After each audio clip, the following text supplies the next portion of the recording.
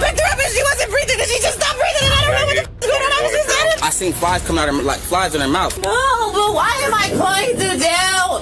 And I don't even know who beat my kids. I already explained it to you. Bro, it doesn't matter what you explained. I didn't beat my kids. You're taking me to jail, but you don't even know who the f*** beat my kids. Most of the time, when a serious crime occurs, the suspect is usually far from the scene.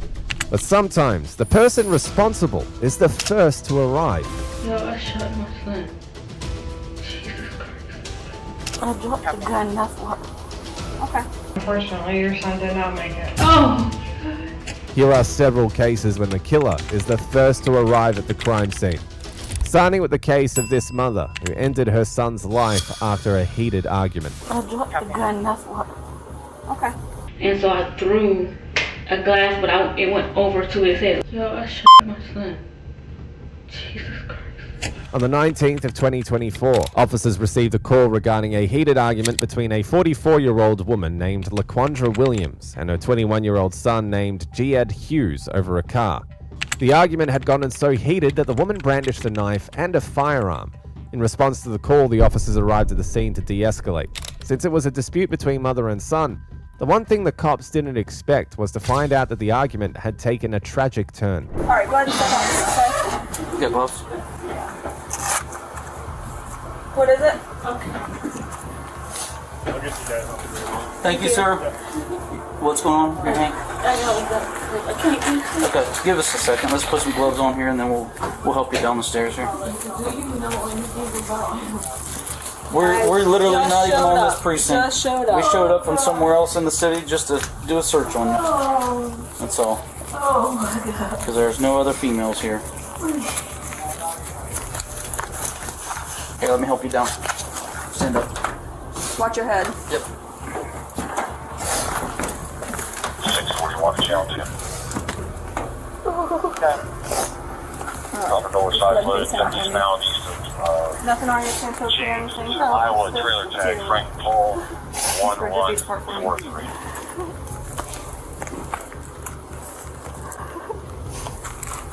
I dropped the gun, that's what. Okay.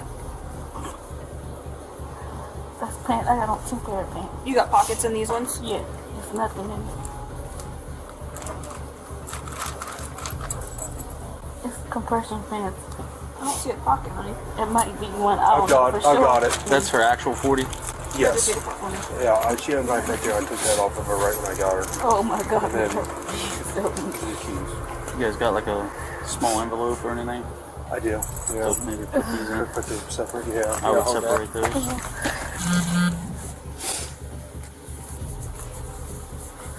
There might be some glue or something. Spread your feet apart. I came home from work. I own a business. And my son drove my car there. I asked him how, where do you take my car to? I got my car fixed this weekend. And he went answer me and I said, I said, I'm talking to you. He went answer me and he don't like my picture. I'm going to kill you at work and get some we were fighting in my living room. He never did that to me. And then I have a gun, he has a gun of mine too. Like we always get into it, like I don't believe this is happening. Like I can't even cry. Like that's my child. Like you don't know. God mercy, man. What in the world is happening?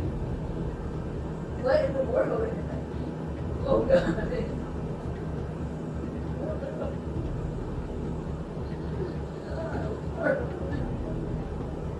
You don't know. Oh, that's probably my key. And they look good. You don't have me. No. What in the world, man? What?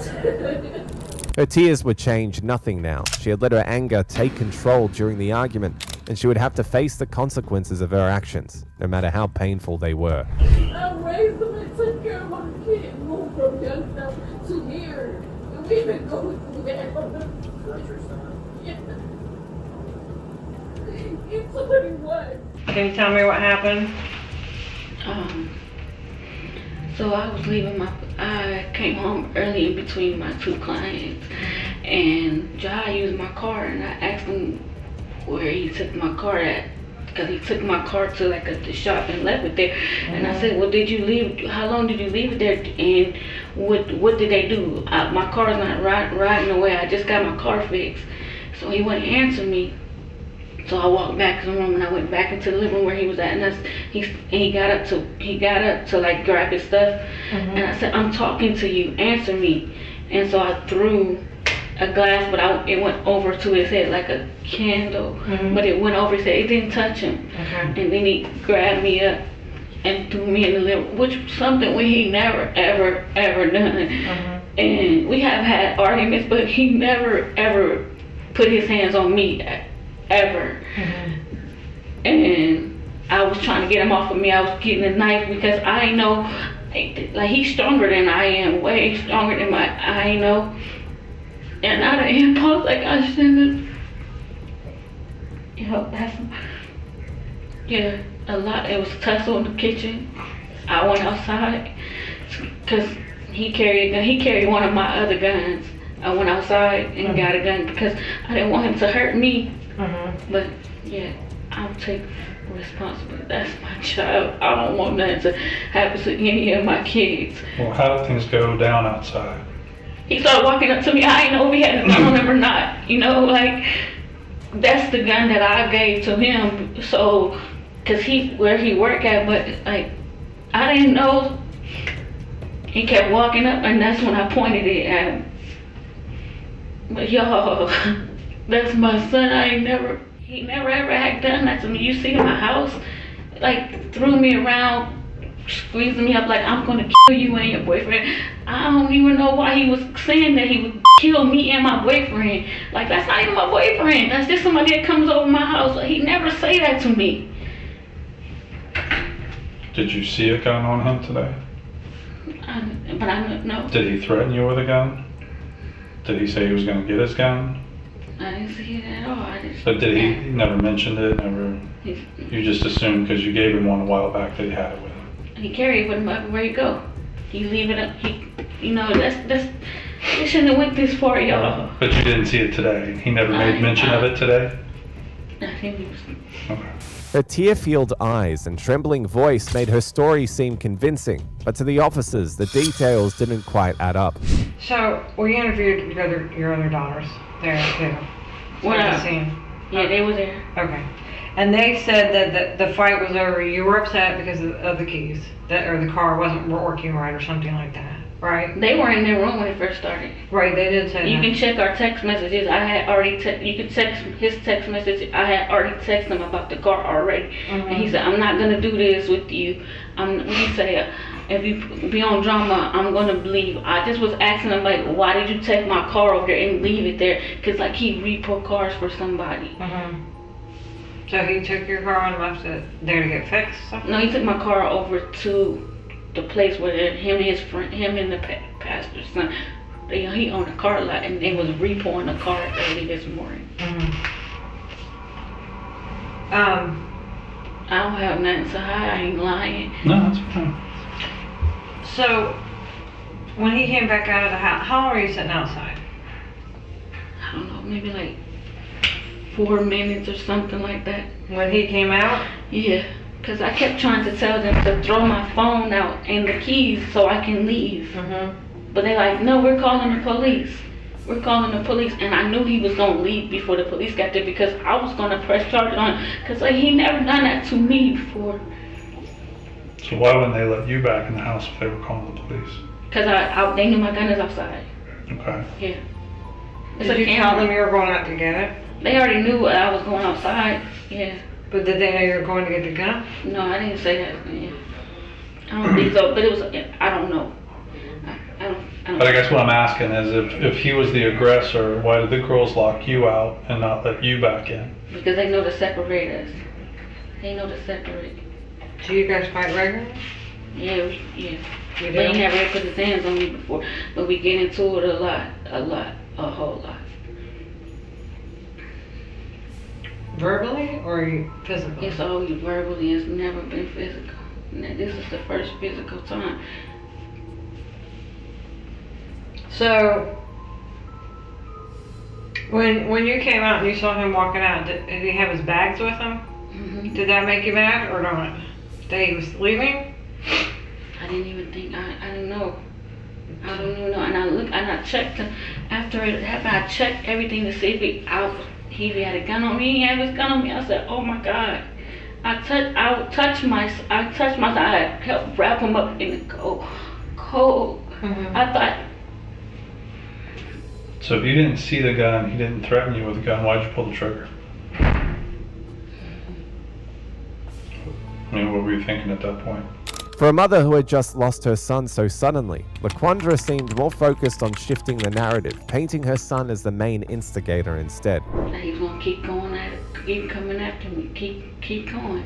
But did he have his bags with him like he was leaving? Yeah, he had his bag with me. It was like he was leaving. He was laughing. Yeah. So at that point, it seemed like he was leaving and the fight was over. No? Were you just really mad by that point? No, I wasn't mad. I thought he would have it. I got him. He always have it on him. Like, I don't know what transpired to be between him saying, I'm going to kill you and your boyfriend to make it bigger than, like. No, the girl said that you said you were going out the car to get your gun. They said that's why they locked the door. I didn't speak. I was upset. I didn't speak. I just left. Well, the thing is they were both interviewed separately and they both told us you said the same thing, which is a little I odd. didn't speak. So how does that happen then? Maybe I did speak, but I don't know. It was happened so fast. Because they both, I mean, I admit verbatim what you said going outside, so you clearly said something. Because they were separated immediately when the officers would get there. They didn't have time to get their stories together because I don't think that I was still upstairs when the officers got there, so they didn't have time to get together and say anything. I'm not saying that they did. I don't remember. Maybe I did, maybe I didn't. It was all fast. Okay. Did you say something like, I'm going to show you something? Probably, I don't know. I'm not going to say I didn't say it because I don't know. Because it all fast and a whole bunch of emotions going on. So what happened inside when you guys were fighting? Did the girls get involved at all at any point? Yeah, they were trying to. They were telling him to stop. Stop. They were saying stop so she can stop. Stop so she can stop. But he wouldn't stop. They said they were trying to take the knife away from you. Because he's stronger than I am. I'm going to. Even the grease. I threw the grease at him because he's on me. I can't get him. I mean, we're going off of what they're telling us. It's okay. And it sounded the way that they described things. That I'm aggressive. Yeah, and I mean, did you ever hit them? When they was like little, or even somebody last year, well, the year, not last year, but the year before that, graduation time, maybe May. Yeah, I was always a very aggressive parent, so they wouldn't do wrong or stuff. So yeah, I can understand why they say that. Because they said part of what was going on with Jihad tonight was that he just said he was done. He was tired of getting his, tired of getting hit. Yeah, look how big he is compared to me. I can't hit him with nothing. I threw a candle at the wall over him. It didn't even touch him. For better understanding of the situation, the officers were keen on finding out what pushed LaQuandra to pull the trigger. But yeah, I can understand them saying that I have been a very, very strong disciplinary and that's not a good thing. They always talk to me about that, like, Mom, well, you used to whoop us a lot when we used to do stuff, and they say that to me all the time. So that's why I don't even whoop my grandson no more. But I just was trying to talk to him and he ignoring me. It's my car. I drive to work. The wheel bearing had to get fixed. The wheel bearing got fixed on Sunday or Saturday. It was Saturday. And I didn't want it to get fixed anymore. That was like $500 that I had to pay. And I said, where you leave my car at? Why would you leave my car somewhere on Sullivan Avenue? That's where it was at. How many times did you fire? Only once. How close do you think you were? I don't know how close I was. Probably between me and you. So fairly close. Not from like across the parking lot. Or... And what did you say he was doing when you shot him? He was walking towards me. He was like, what did he say? He was walking towards me. He said something to me. I want to say, he said, you're not going to do anything. And then, Were you pointing the gun at him at that point? Did Did you have it out I had it in my hand. so he could see it? Yeah. But I didn't know what he had in his hand. I didn't even look. Well, you said he Cause was, I didn't how even many have bags? I didn't even have no. I didn't have my glasses on. So How many bags was he carrying? I know he had a book bag on his back, Mm-hmm. and he had a white bag, cause that was on the ground when that happened. But like how did he have 2 hands on it, 1 hand on it? When he was walking towards you? Did he have anything else in his hands? Keys? Phone? Yeah, keys, phone. He had them in his hands? The reason why I said keys and phone because that was on the floor ground when he. Okay. What did he say to you after you shot him? He said, "Oh my, you shot me." And I said, "Oh my God, you're hot." And then I turned him. I took the book bag off his back. I put pressure on it. I took the clothes and started trying to wrap him into it. And then he started vomiting. And my daughter was screaming. We was holding the thing. Yo, I shot my son. Jesus Christ.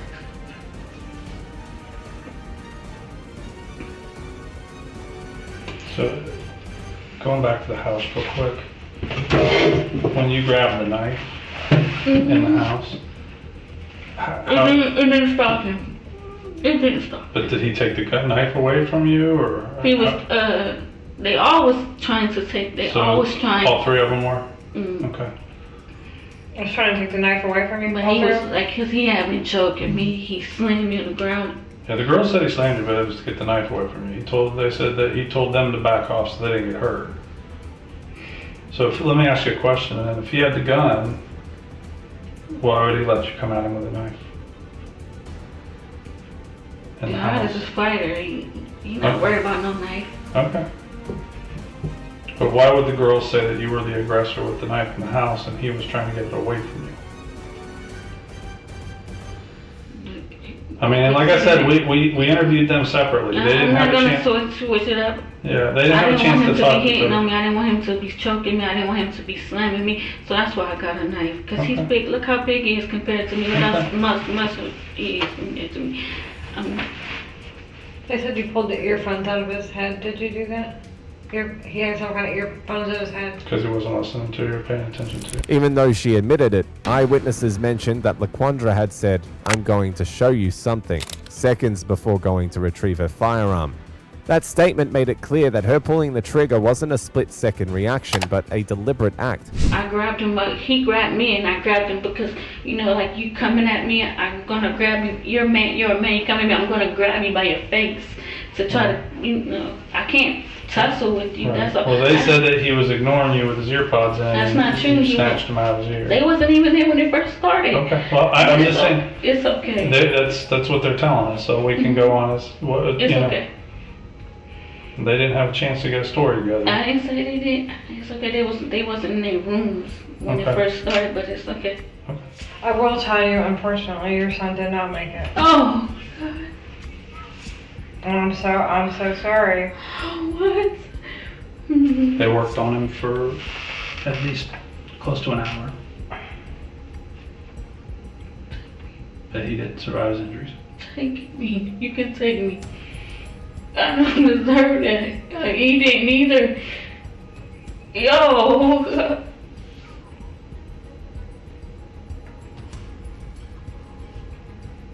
Well, I think you need to do his name justice, and I know that that's not true that he was attacking you. Yes, he did. Yes, he did. Both But it's your okay. It's okay. No, It's I want you to okay. tell the truth. I- I only want the truth. I don't want you to say something just because it's not true, but I don't both have your to girls- lie. both your I don't girls have to said that. lie. I don't have to lie. I'm not gonna say nothing that's not true. Like I had to live with this. You know what I I'm know, saying? I know. But I I'm think you're so- angry though. I think you're angry because we all get angry at times. I mean, it's like we both have kids. We both have We know adult how kids that live in frustrating our it is house. to try to get through. But I think unfortunately that you probably were angry and the pressure probably got to you. Yeah. But y'all, I'm so sorry, y'all. Oh. And I know. sorry, y'all. Tell him I'm sorry. I was so angry because he don't listen to nothing I say. Like, you know what I'm saying? Like, I be working hard, working hard, and he work at a car light. He worked at a car light, and I said to Jahai yesterday, I said, Jahai, if I was to die today, you wouldn't even get the inheritance that you're supposed to get because I put money with the Navy Federal. You wouldn't even get it because you're not even doing what you're supposed to do. You know, everybody else, like, I was just so angry with him, but, like, y'all, I didn't mean to do that. Like, I'm serious. And like, I was supposed to be buying a house. It's a lot of pressure. You're doing a business. You're trying to raise kids. By myself. Like, I've been doing this since I came here from Youngstown in 2012. And I have no support, y'all. None.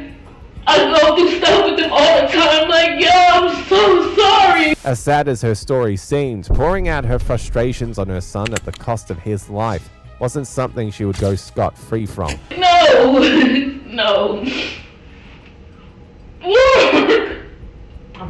Yeah, I know the pressures, and I feel like that's what happened to me. I feel like you just snapped because you just got so angry. And everything, no, y'all. What? Y'all said he gone for real? No, I f***ed my son. Oh no.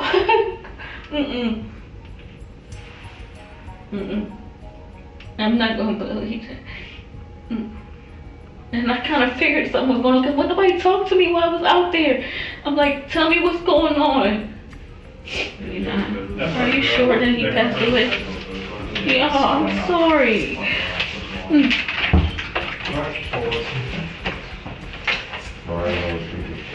They're gonna go ahead and take you down now. You're gonna go to the Fairfax County Jail. Or they gotta go to ID. You're gonna go to your ID unit, and then you'll go down to the Fairfax County Jail. I don't think they need that one. Okay. And what's the charges again? Oh, Jesus Christ.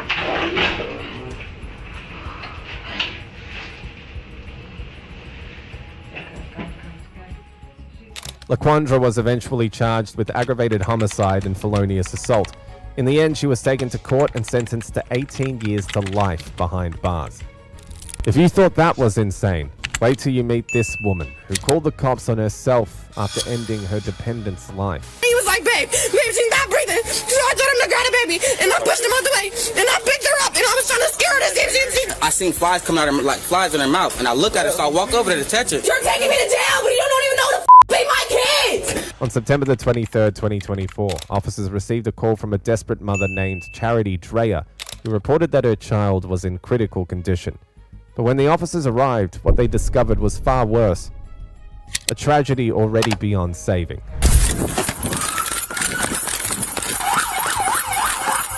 Where are they? Right here. They're here.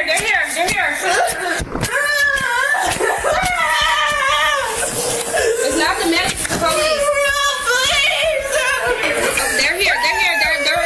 They're doing protection. Okay, thank you. Better calm down, I understand. Please calm down. So what happened before they stopped breathing? Nothing, she was asleep. I came in here. Let's talk outside. She was asleep. All I did was come here. Yeah, I came in and I rubbed his head, and my finger was sitting on the couch. And he just told me, he literally just came outside. I was sitting on the porch, and he literally came outside and he checked on her. And he was like, babe, she's not breathing. So I told him to grab the baby, and I pushed him out the way, and I picked her up, and I was trying to scare her to see if she I just picked You was laying right here. I picked her up, and she wasn't breathing, and she just stopped breathing, and I don't know what the f*** is going on. I was just So when's the last time that you saw the baby breathing? literally like 20 minutes ago, she was just breathing. I just went inside, just checked on her. I literally have been sitting here on the porch, on the phone talking. He's going there to put on his coat, and I'll grab the other baby, and he starts seeing flies, and she's not breathing. I go to like So when was the last time that you saw the baby breathing? Like 20 minutes. And then will you stay out here with us, please? Like 20 minutes. Same thing. She's rubbing on her head. Hey, dear, please come over here. Sorry, go ahead.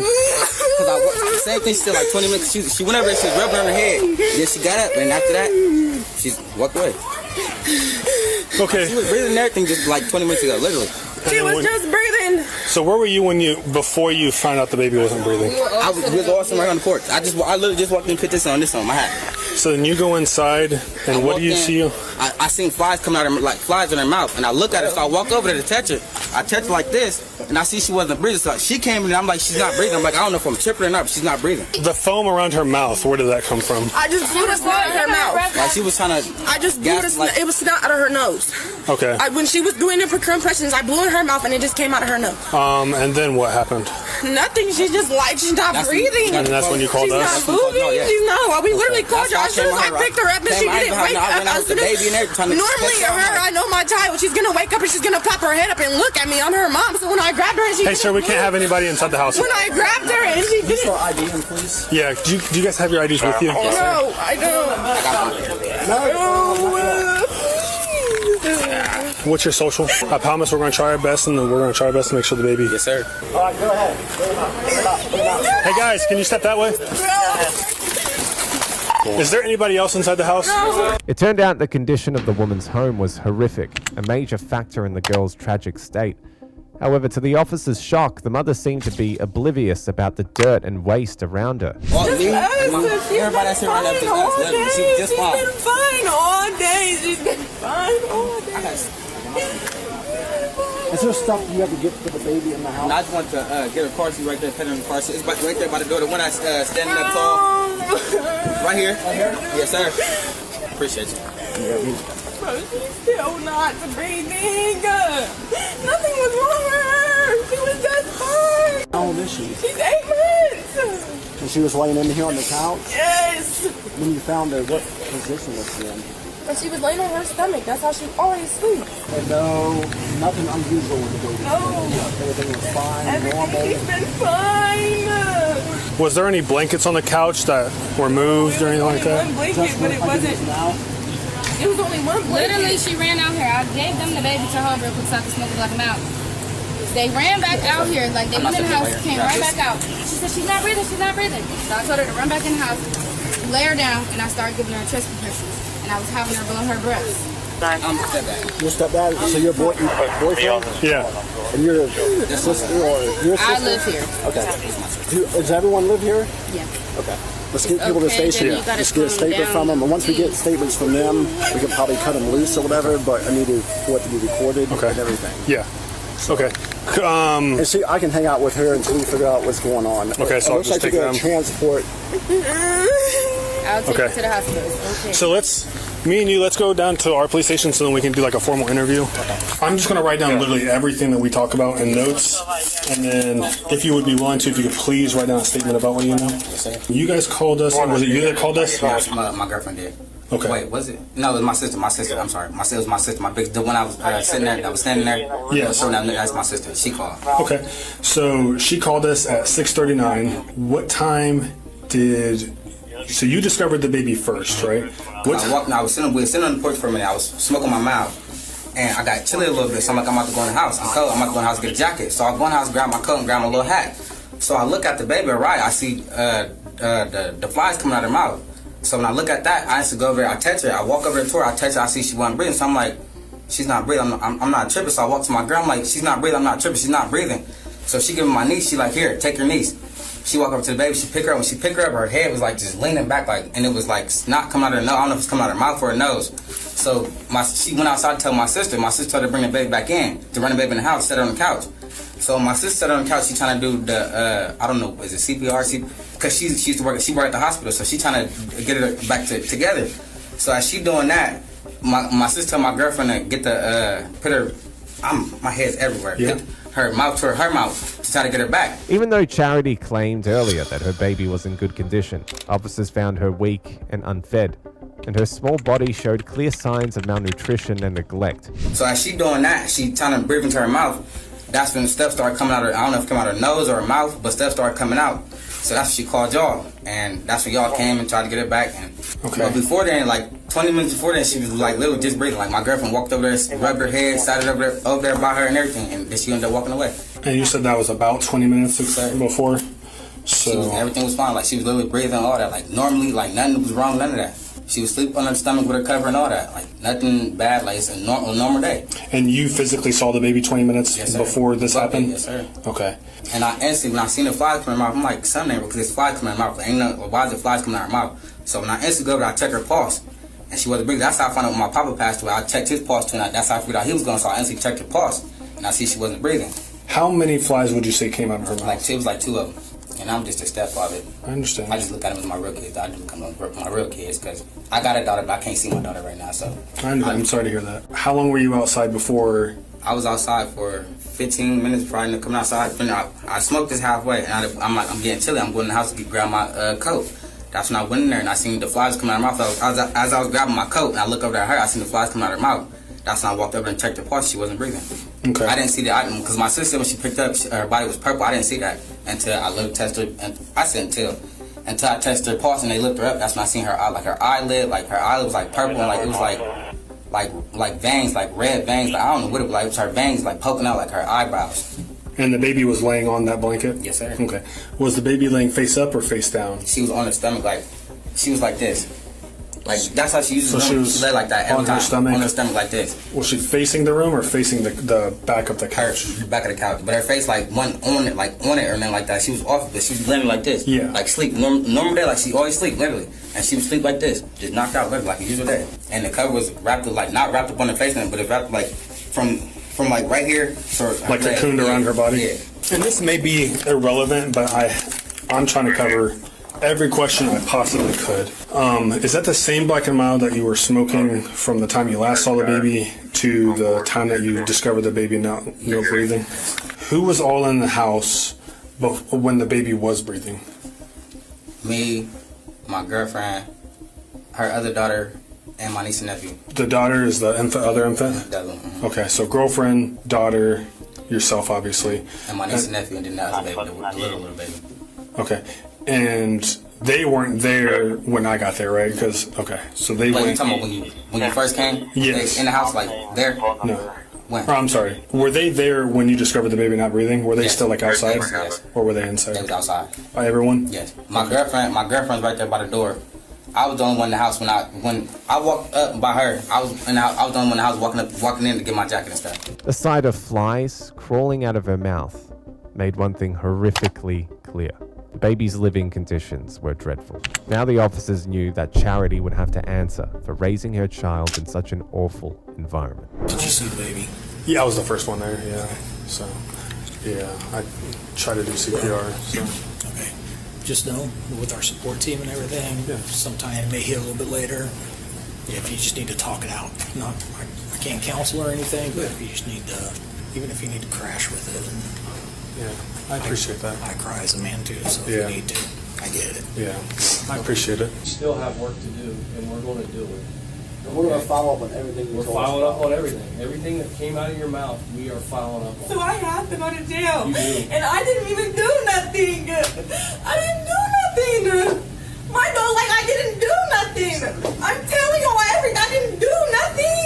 Like I didn't beat my kids. I don't know who beats my kids, but it's not me. And I please, like, bro, please. If I go back to jail, I'm not getting out. Why? Why? Because I'm on probation. I just went to court and they told me if I up overtime, I'm going to sit down for the full 5. I didn't do what? 5 years. What are you on probation for? For stealing stolen property. I used to steal cars when I was younger. And you think you're going to do 5 years in Franklin County Jail for stealing cars? It's Come not on. just that. I have assault on a police officer. Why do I know? Well, why am I going to jail? I didn't do nothing. What I want you to do is I want you to stand up, put your hands on your back I for didn't me. do nothing. Can I please write down some numbers before y'all take me to jail?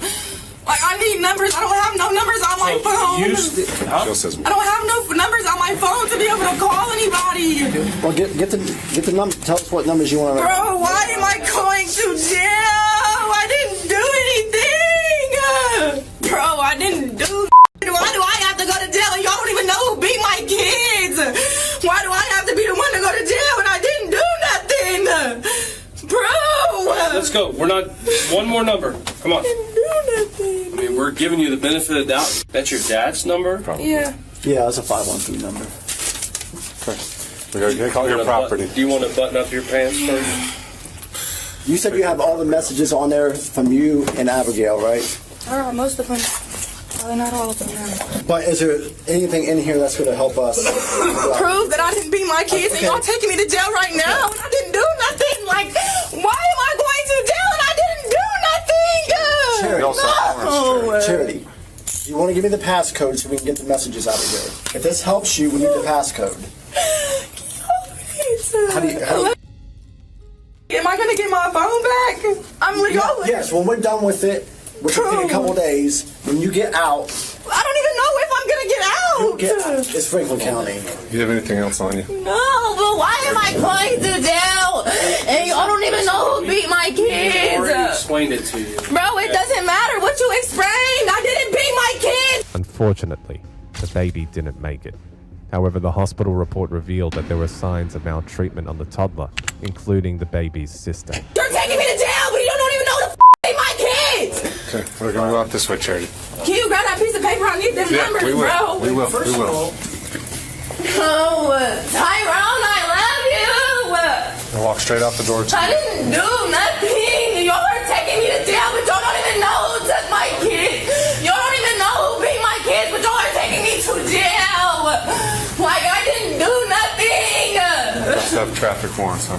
What? You have traffic warrants as well. How? The DUS out of Columbus, that was like... What? A traffic warrant when? I don't know. U.S. and window. I've been got that taken care of. I shouldn't have this. So that's why y'all taking me to jail. Well, It's because of the I'm warrant. just saying there's also that. So when am I going to get out? You're going to see a judge. Oh, not if they let me out. I didn't do nothing.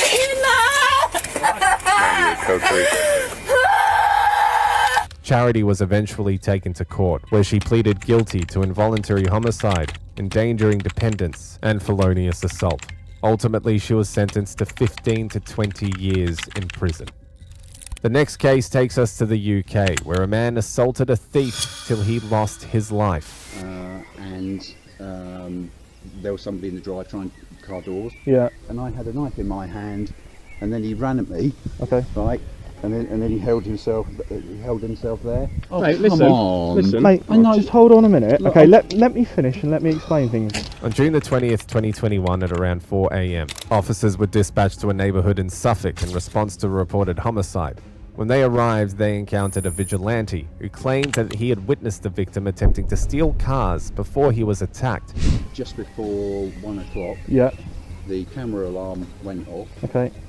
And there was somebody in the drive-through car doors. Yeah. Okay. Then I don't know how long ago it is now, about 10 minutes ago, the alarm went off again. Yeah. So I quickly threw on my clothes, came out and found a guy trying car doors just here. I'll show you. Okay. He was in between those two grey cars there. Right, okay. Trying a car door handle. Yeah. And I shouted at him, you know, what you doing? Yeah. I said, I know what you're up to. Yeah. And he came towards me and said, no mate, I'm just looking for a light. Got a lighter. Right. Yeah, yeah, okay. And I said, stay there. This went on a minute or so. Yeah, yeah. He whacked his bike into me, which is how I got that bruise. Okay. So he was like this with the bike, and I stood where you are, and he was just going, no mate, and it went like that to try and get away. Yeah. Okay. And I had a knife in my hand, and then he ran at me. Okay. Right. And then he held himself there. Okay. And then he argued for a bit, and he seemed to be play acting a bit, if I'm honest. Okay. And then ran off. What's your name? David King. David, just go and stand over there for me a minute, David. I'm just going to make a call, alright? The officers quickly realized that they were speaking to the actual perpetrator, who was trying to portray the victim as the aggressor. Based on what's happened, okay, a male has just been found around the corner with serious injuries to his chest, okay? Okay. And for that reason, I'm going to be arresting you, okay, on suspicion of grievous bodily harm with intent, okay? So, do you mind if I go change? Because I haven't got any underpants on the okay, not at the minute. I'd like to use for clothes if seriously. you need to, but we And need I've got to. my house keys here. Can I at least give them Just to my keep your wife? hands out your pockets, okay? Just, Oh, Mate, come listen, on. listen. mate, I know. just hold on a minute, Look, okay? Let me finish and let me explain things, okay? This is quite a serious offence, okay? I need you to stay in the clothes that you're in Okay. for evidential purposes, okay? Does that make sense? Well, yeah, but the bit that doesn't make Okay. sense is the fact that somebody's tried to Just state... let my colleague finish. Right, okay. Yeah. You are remain on the caution, okay? So I'll repeat that. You don't have to say anything, but at my own defence, if you do not mention, when questioned, something which you may later rely on in court, Yeah. anything you do say may be given evidence, okay? David, where is the knife? Whereabouts? In the kitchen. Whereabouts in the kitchen? On the worktop. Okay, how big is it?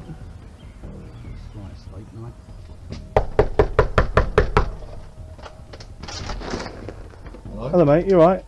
Is it just yourself here? Yes. Okay. Can I come in please? Do you have a warrant? I don't need a warrant. Why? Okay, essentially an incident has happened. Just take your hands out of your pockets for me, mate. An incident has happened just round the corner involving a David King. I've just been informed he lives here. And that incident he's just been arrested for, okay? And for that reason I need to come in because this potentially is a crime scene. Okay? So for that reason I'm going to come in. If you don't let me in, okay, I could arrest you for obstruct police. Does that make sense? It turned out that David's son, Edward, was also involved in the crime. Both father and son were taken to jail and charged with homicide. They were both sentenced to life. Just like David, this man was also arrested after attacking 3 people with a knife. Yeah, I just got stabbed at 374 Hoskins Way. Drop it! Drop it! Drop it! Drop it! Drop it! Drop it!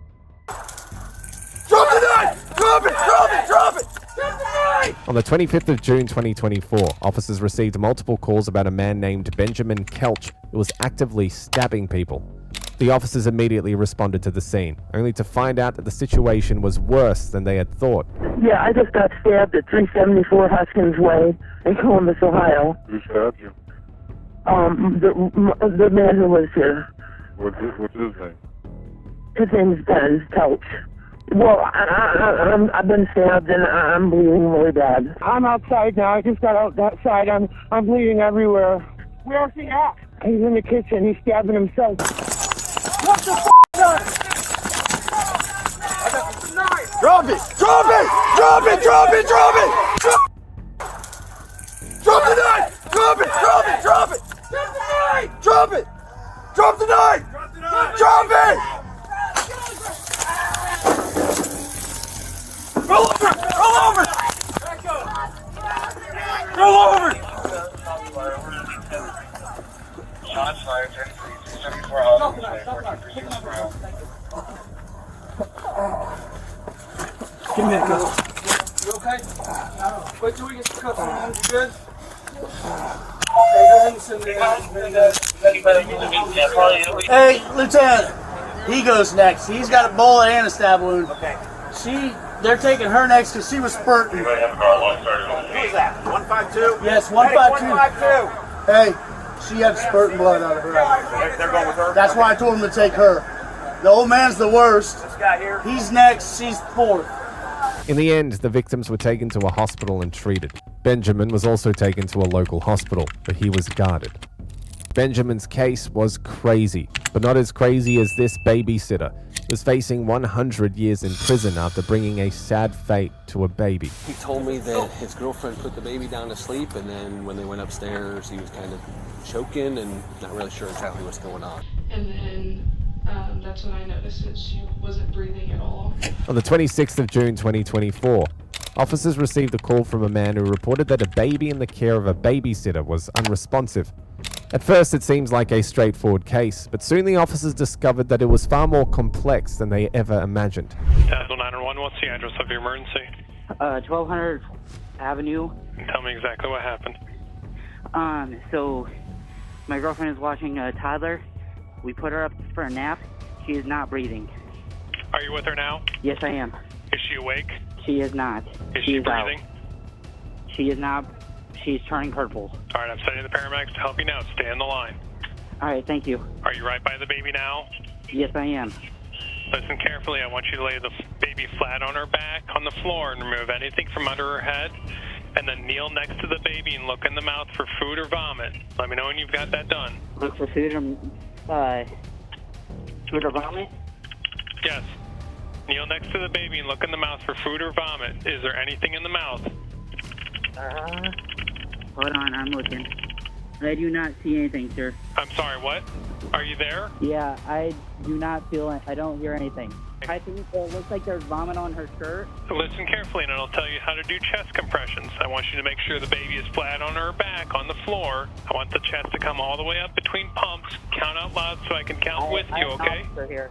There's an officer there? Yeah. Okay, let them take over, okay? Okay. Who was the child? I told her mom, but she went to go wake her up from her nap. No breathing. And she's blue. Which room? It looks like she choked on a chick. How long ago? I know nothing. Put it on for a nap about 10 p.m. Or not 10 p.m., 10:30. Upstairs here? Yep, so it's going to be the far bedroom on the right. Alright, there's an officer up there and fireman up there. I'm gonna stand out here and just direct the AMP guys up here. Who all lives here, guys? Whose place is it? It's me and my girlfriend. You and your girlfriend live here? Yeah. Okay. Alright. My girlfriend laid her down at about 10:30 for a nap. Okay. And she usually just naps and then we get her and she comes down and eats. And we went up there and nothing. Oh my gosh, okay. Alright, yeah. It looks like she choked on her puke. We got the right people here to try to fix this and take care of this, so let's get them up there, alright?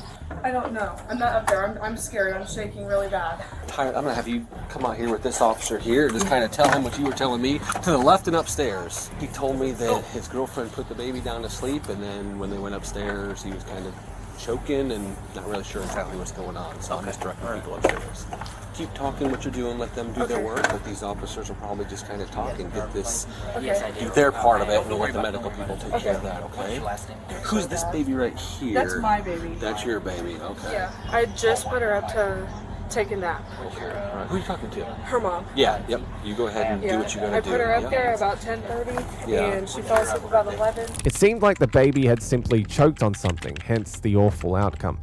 However, there was something sinister to the story, something only the babysitter knew at that moment. I don't want to put words in your mouth or anything that like the sergeant has said, so can you just kind of again explain to me the timeline of events? That So it was about 10:30. We took her, my girlfriend took her up to put her down for a nap.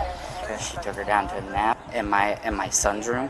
Okay. And his infant bed or whatever. Okay. Sorry, I'm just... It's okay. A lot going on. Sure, Just I understand. Yeah, absolutely. So when they did that, my girlfriend just went to check up on her because we didn't hear anything, and usually she wakes up at this time. She went up there and she wasn't breathing, nothing. Okay. Was she moving at all? No.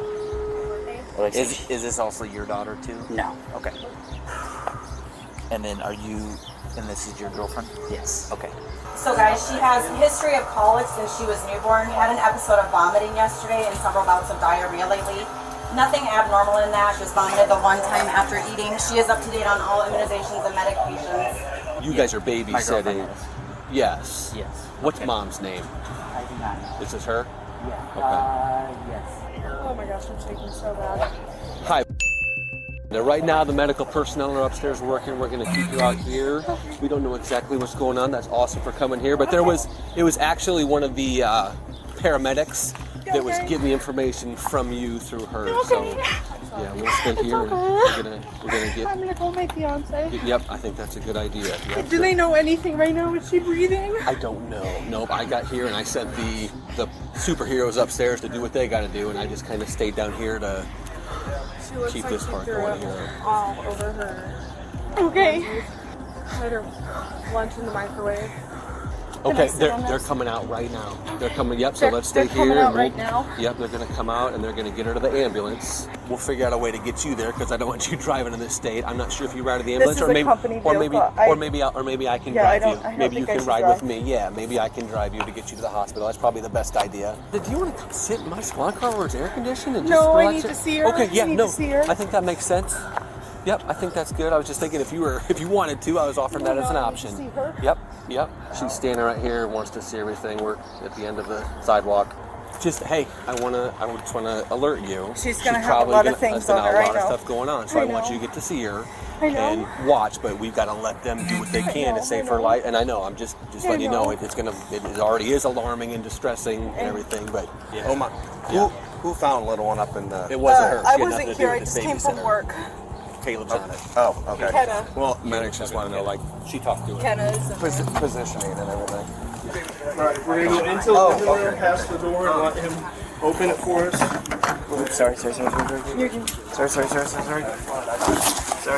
However, as things went on, the officers couldn't shake off the feeling that something was off about the incident. Oh my god! Oh my god! Oh my god! Oh my god!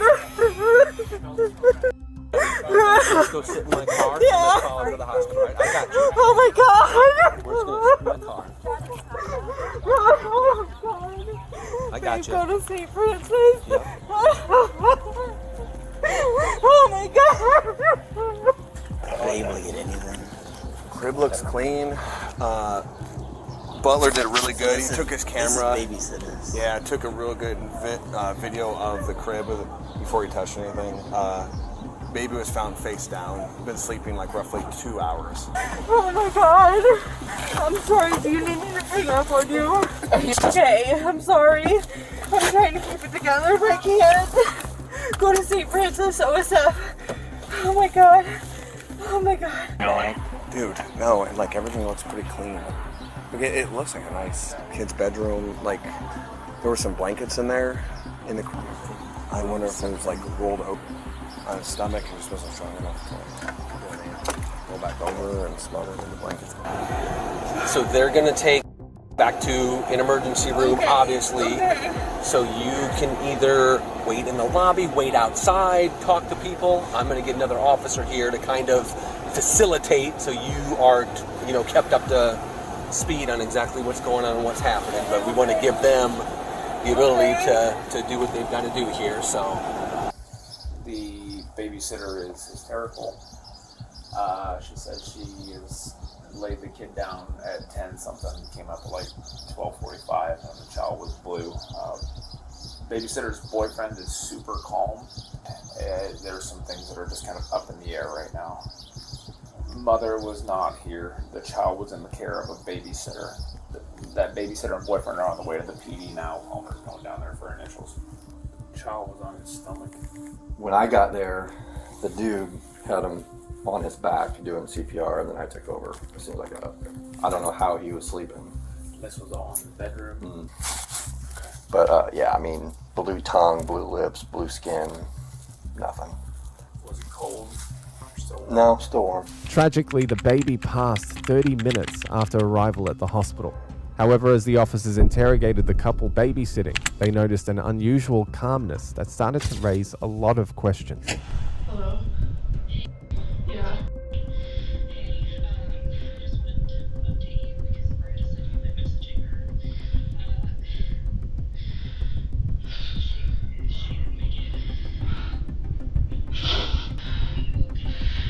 We're at the police department and I'm just really scared. I just feel horrible. I just don't know what to do.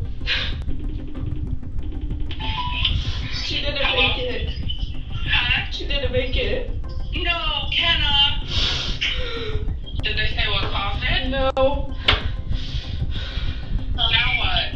I don't know. I'm just in this room by myself and I don't like it. Oh, Kenna. I'm just really scared. Well, there was nothing you could do. Kenna, it could have happened at her house.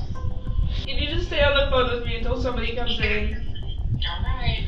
So have you seen Sylvie at all today? I have not. So by the time that you Woke up and woke up, she was already upstairs, laid down for the day? Yeah. Okay. When you came down, did everything seem normal? Like, did she seem flustered at all? Was there any issues? Everything looked fine. Had you heard, because she said that Sylvie had been like a little bit fussy and... She screams a lot and cries because when Kenna first started watching her, she told me she was colicky, kind of. Mm-hmm. Who figured out that something was wrong with Sylvie, or like how did that all play out? Kenna was making lunch with for all the kids, and she was making Sylvie's lunch because she usually wakes up by now. Kenna went up there, and Kenna came running downstairs and goes, I think she's dead. And I'm like, what? And so then I jumped up and I ran upstairs and I saw her and I called 911 right away. When you first walked into the bedroom, what did you see? When I seen, all I see was I walk in, Sylvie's in the crib, and it looks like Kenna flipped her to face her up to see it, to get her awake, and that's what I walked into. Her face kind of purplish, but just like right there. Laying face up in the crib. Okay. Alrighty. I think I pretty much, my biggest thing is just getting like your guys' base statements. No, I get you. I'm gonna talk to her then, and then we'll kind of go from there, okay? Alrighty. If you need anything though, just get up and either yell at the door or knock or something, but we'll get you whatever you Thank need. you. Okay? As soon as the officer began to interrogate her, Kenna mentioned how loud the baby's cries had been. But to the officer, it seemed strange that a babysitter would be so upset by a baby's constant crying. If Kenna were truly the professional she claimed to be, it was only natural for her to be used to it by now. Just run me through like from the time that you woke up, just to the time that like we got called out, okay? Sylvie was very fussy, so I was feeding her a bottle and trying to like calm her down. Then she started to fall asleep in my arms, so then I took her upstairs, laid her down. She was fussy, so I brought her back down, and then she played with some of her toys. She has a caddy there of toys. And then about 10:30, she was still very fussy, so I just kind of let her go. And 10:30, I took her back upstairs and laid her down. And then, I put her in her pink sleep sack, and then laid her down. And I turned the fan on for her because it gets warm in there. And then I went downstairs to start making lunch for everybody, which is what I was doing. Whenever I went upstairs to check on her, and to wake her up because her mom only wants her to sleep for an hour. Okay. And then that's when I noticed that she wasn't breathing at all. So then I ran downstairs, and he went upstairs, and I told him to call 911 because I was scared. Yeah. I still am. And then I went over to my sister's to have her come over so that I could have somebody. Who dropped Sylvie off this morning? Her mom. As soon as she left, Sylvie was crying. Okay. Yeah, she's already pretty colicky. Okay. So I just kind of figured that's what it was. That's like the norm And for her. acid reflux, yeah. Okay. So usually fussy is not like It's not crazy out of the norm. but for it's her. also like as much as she was today, it wasn't like normal at all for her. Okay. She seemed more upset than normal. Yeah. I had taken her up to lay her down for a little bit. Okay. For 5 minutes, if that. Okay. Because I don't like listening to them cry. Was that 5 minute like because I have a 2-year-old, I get like sometimes you need a mental break. Was that like a mental break period for you or? Yeah. Okay. So you get her upstairs because she's being fussy and you need a second. And normally when she's fussy, she's just tired. When you brought Sylvie back downstairs before she started playing with her toys, where was he still sleeping at that point, or had he already come down? He came down about the same time that I had brought Sylvie down. Okay. So then you bring her down. How long were you guys all like in the living room before nap time?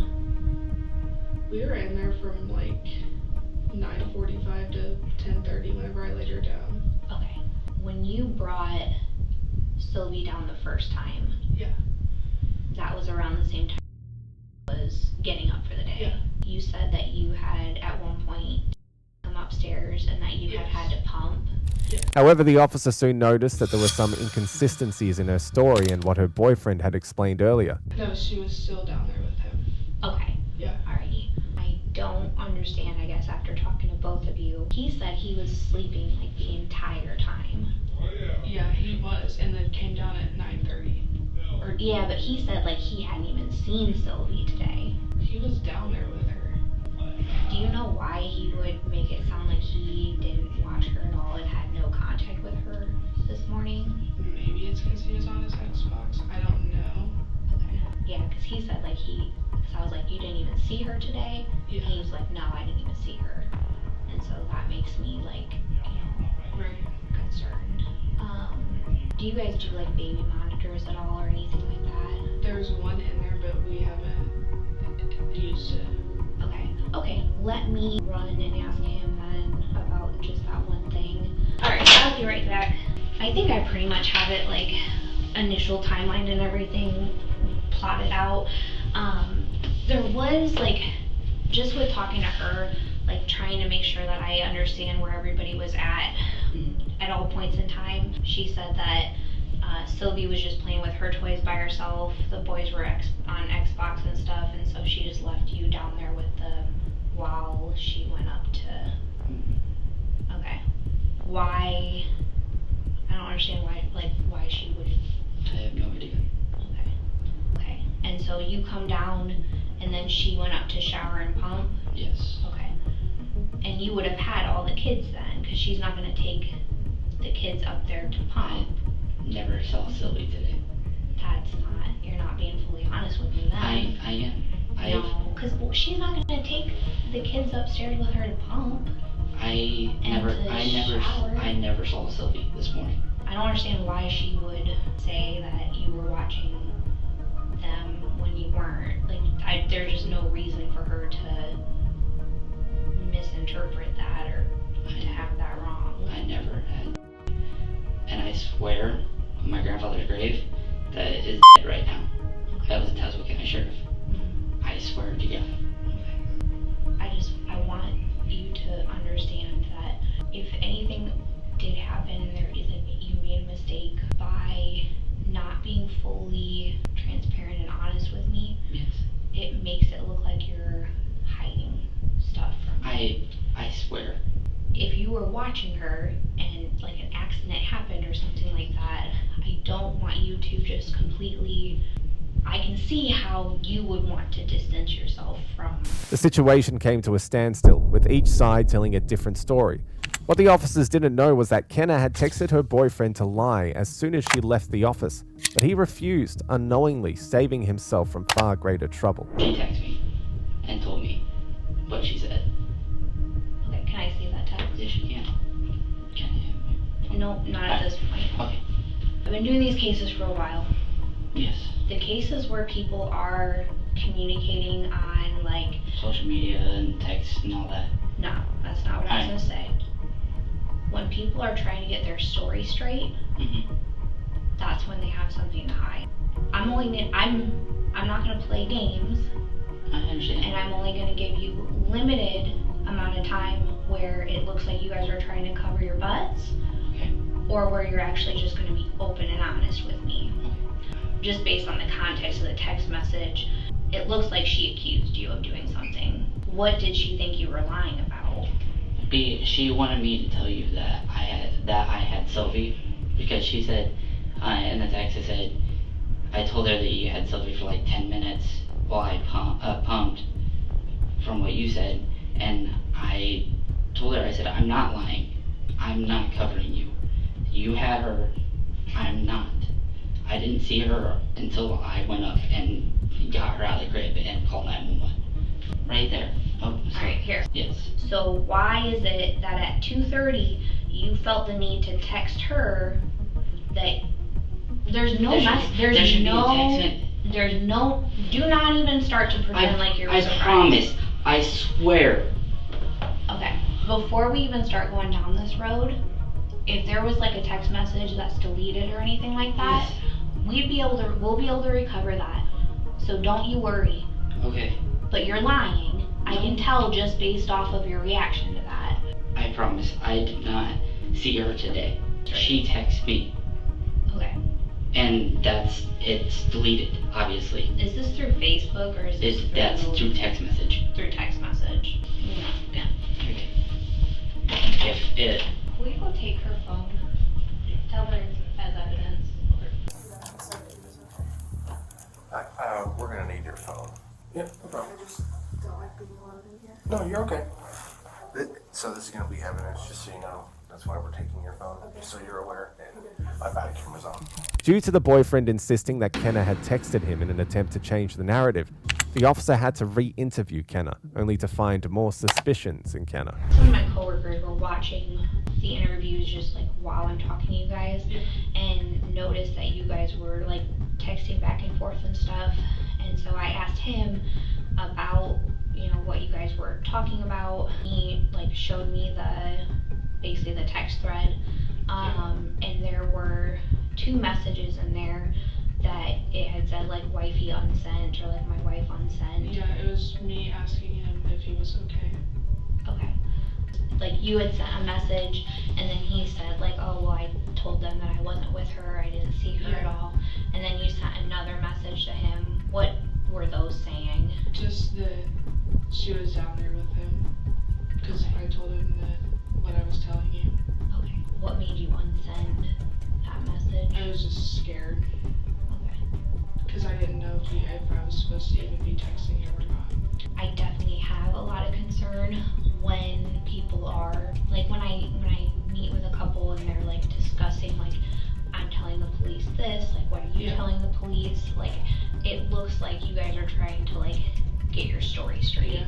And I don't understand like in this instance why you guys would be, you know, trying to make sure that you're telling me the same thing if what you're telling me is the truth. Just because he told me that he didn't see her, so I was asking him basically. Okay. He's claiming that when you went upstairs to like shower and pump that Sylvie must have already been upstairs in bed.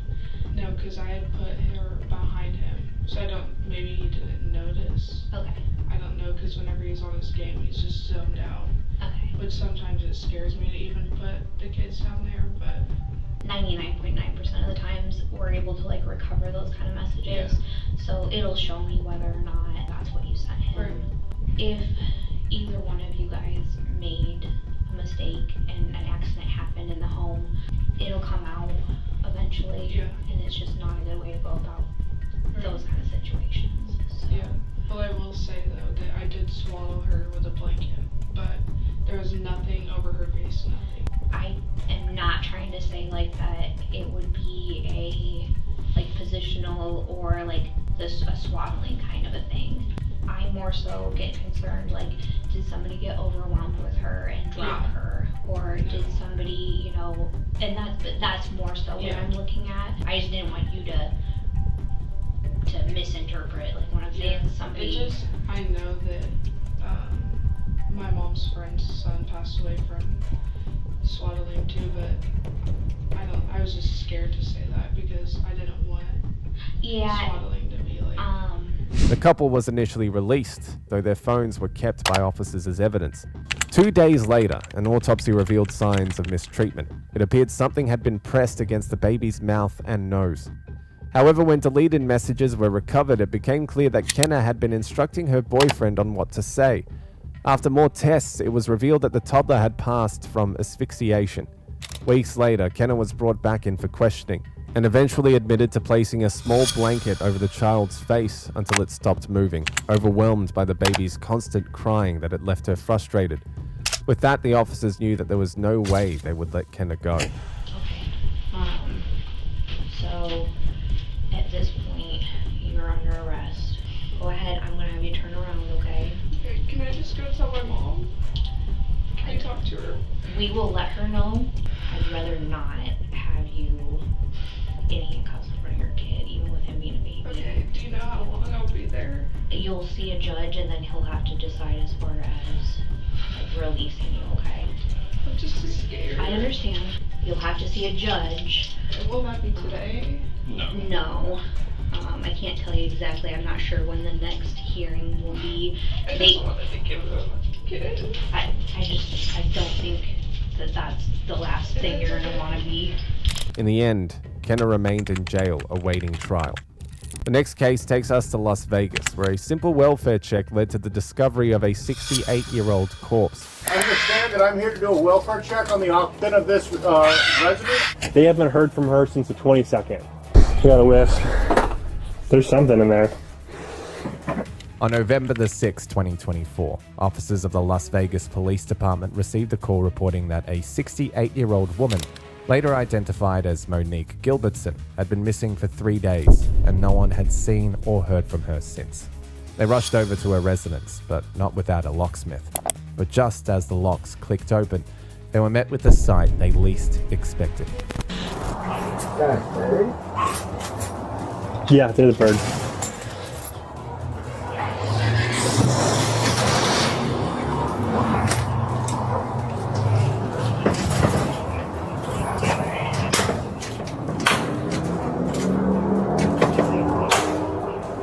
I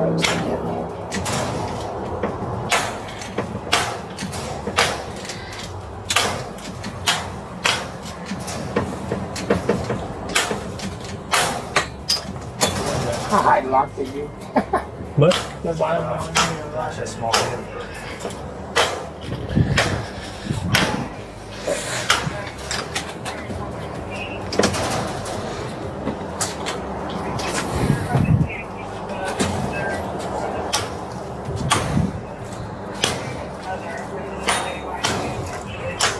Boyfriend's mother, boyfriend's mother, boyfriend's mother. No, burrito.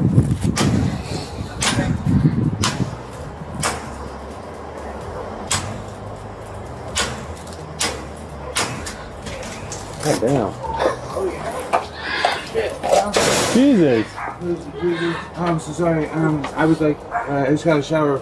Yeah, Yeah, what's going on? Yeah, we've been knocking. Well, I rent this place. What's your name? My name's Jaslyn.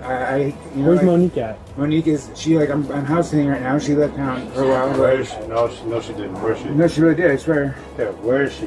I mean, Her car's here. I know her car's here. She has me house sitting. I have I got my rent receipts. You're not supposed to be here. Come outside. Huh? Come outside. She doesn't have anyone here. No, I have rent receipts right here. Actually, Okay, come outside. Well, I'm let's not gonna come talk. outside right now. I have paperwork that I'm supposed to be here. Like, you know what I mean? And like, Yeah, you need to come outside and show us that paperwork. okay, I have paperwork right here. And I'm not gonna come outside right now. Though. Like, I have legal rights. What's your name? My name's Jaslyn. I was Jazz? Yeah, Jazz. I was Okay, renting. understand that I'm here to do a welfare check on the occupant of this resident. I am going to do that. You need to come out of that. Well, she's not here right now, though. You need to step outside right now. I am giving you a legal and lawful command. If you do not obey that command, I'm going to take you to jail and I'm going to charge you with But it. I have Step out of that door right now. No, excuse me. No, I have rights. I call my attorney then. Like, Okay. I first off, Monique's not here right now. I have the paperwork right here for her. How do you contact Monique? I call her usually on her cell phone, but she called me yesterday from her like friend's cell phone because she said her cell phone got lost, so she had put a pause on her cell phone. You know what I mean? But yeah, I usually call her. She usually calls me on her cell phone. I talk to her every couple days. I'm watching the dogs right now and watching the birds. Okay. So from the front office, she doesn't go anywhere without her dogs. Yeah, I know. I've been saying this. She had like she has an emergency. She had to go to her brother in the East Coast. So you know what I mean? Like she's not here right now. What do you want me to do about it? Okay. Do you have a phone number we can contact her on? I mean, like I usually call her on her 505. Okay, but what number did you get a phone call for? I'd have to look at my. I already called that number that you call her on. Okay, well, I mean, I don't call her. She calls me generally every couple days. But like, outside and talk. I've been here since September. Okay, that's great. Come outside. You know what I mean? Huh? Come outside. Well, no, because I don't trust you guys. I don't really trust the situation right now. Jazz, You know? You need to step outside right now. Well, what have I done wrong? Okay, I am here to check the welfare because we have concern for the safety of the lady who lives here. Okay. That is not you. You need to step out so I can check the welfare in this house. Okay. Well, Step out right now. I'm a resident here, though. It doesn't matter. Step out right now. Is there anybody else inside with you?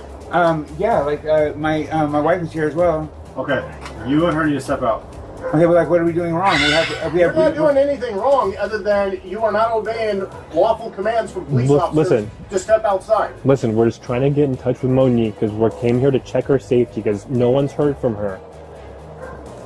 Front office knows nothing about anyone staying here that's not her. I mean, it's September. I'm pretty sure she told the front office. No, she didn't. We just talked with the front office. Front office contacts her, they say, like 3 times a day.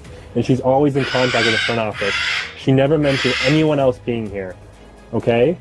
We've been trying to get in touch with her. Her car's here. No one's heard from her. She doesn't answer the phone. I mean, it's like it wasn't like a normal thing for her to do. You know? For a second, he actually believed his insistence would amount to something meaningful. But what he didn't know was that his persistent reluctance to step out of the house was beginning to make them suspect that he was hiding something. So they continued asking him questions, hoping to find out whatever it was he was hiding. She's kind of took off, and that's why she has me house sitting. I just started renting from her a couple months ago. You know what I mean? And then it was unexpected. She just said she got to go to see her brother and she got to take care of some paperwork and stuff over there, and that was pretty much it. She said she'd be back soon. Where's her brother live? The East Coast. Yeah, where? Okay. I'm not sure exactly. I mean, I've known her for a few months, but I don't know her really good. You know. So you have you have no way of contacting her. I mean, I usually have her cell phone number. Like I said, her cell phone's on pause right now. I already have her cell phone. You have her cell phone? What number did? Cell phone number. Okay, cool. What number did she call you on yesterday? I would have to look through my phone. If you, I mean, I can go get it real quick if you want me to. No, it's fine. You can step out. Okay, well, I mean, like, let me go, like, let my wife know what's going on. You know what I mean? And then just give me a minute, but I still don't see what the problem is. But yeah, just give me a minute, okay? Yeah, the problem is that you're super suspicious being here, and we have no idea where Monique is. That's the problem. Yeah, but they've known I've been here. Okay. No one knows that though. The front office doesn't know that. Nobody knows that. I mean, yeah, she told several people that she talks to this one guy regularly. She told him that I was here. All the security people here, the front office, the HOA, none of them has any record of you being here. All they know is... Because I'm under 55. Okay, listen. All they know is Monique is always here, always in contact with the front office. Contacts them like 3 times a day, they said. They haven't heard from her since the 22nd. Her car's sitting out front. It's got some like a dude's hat and some rope in it. And she never leaves without her dogs, according to the front office. No, she's like let me. I'm house sitting and everything for her right now. You know what I mean? I've known her for a few months. I've known her for longer than that, but I've been staying here for a few months. You know what I mean? So, and then like she told me like she wanted me to house the shit to take care of an emergency. You know what I mean? I can't control that. I don't know the whole everything. You know what I mean? I'm just telling you what I was told. Okay, so if that's the case, then why won't you let us in to make sure she's not here? I mean, you can come, yeah, but here's the thing, like, I mean, like, I don't want you guys trying to do anything to me. No, I want to go inside so I can confirm Monique's whereabouts. Okay, I mean, like, but like, can I just tell my wife that you guys are gonna come in and that's it? Like, so I can. You can call her out with you. Both of you need to step outside. Okay, I mean, like, you can come in and see. Like, that is fine. Call your wife. Step outside. All we're doing is checking the welfare of Monique. Call your wife. Call your wife. Like, hey, come out right now. Okay. You guys step outside, and then I'm gonna have a couple officers come inside to clear it. Okay? Call her from right there. Well, how can we have to stay outside? Call her out. Call her out from right there. Okay, well, give me 1 second. Just call her out. Okay, give me a second, please. Hey, babe. Yeah. She was in the shower last time I checked. Can you go check on her real quick? Call her out. I just tried to call her. She did. Like, no, you didn't. You call louder. You barely said anything. Okay. Hey. What's up? They want to come to the welfare check. Okay. Here, we'll pass these people off to them, and I'll clear it. Yeah, I got the receipts. Okay, it looks like we're working with them. It looks like we're going to get both of them out. Now we can solve it, but they're agreeing to come out.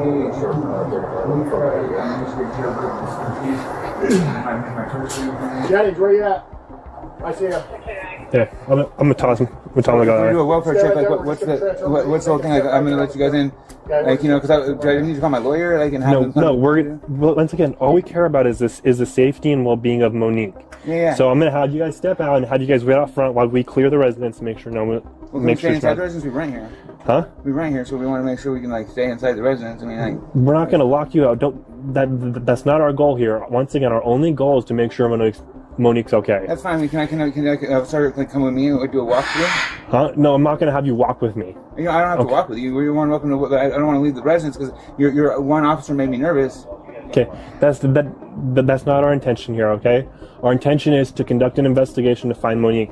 So if you and your girlfriend could step out front, maybe provide my partner with the information. I don't know if I can for sure reach her right now because I wasn't able to reach her yesterday. Okay, but at least provide us with a phone number to reach her on, so we can at least talk to a family member down there or something to confirm her whereabouts. I mean, that's something I can't promise you you're gonna be able to do that because Okay. I can't get a hold of her. But we would like to try. Is that okay with you? I mean, like, but what if you don't get a hold of her? That's my thing. That's. At that point, it was obvious that he was hiding something, but they still had to figure out how to get into the house without resorting to desperate measures. That's not what we're worried about. Okay, all we're trying to do is get a hold of her. Okay, does that work? I mean, like, here's my only thing. Like, if you guys can't get a hold of her today, are you guys gonna try and mess with me? I mean, I have like a legal rights to be here. We're not gonna try and mess with you. Okay, we just want to make sure she's okay. That's all. Okay, well, she's not here right now. I want to, she's. I mean, as far as I know, she's fine. She was fine 2 days ago when I talked to her, but yesterday I could not get a hold of her. You know what I mean? And so, like, she told Monique, me she lost her. Listen. Okay, you're trying to think we're gonna jam you up here. That is not our intention.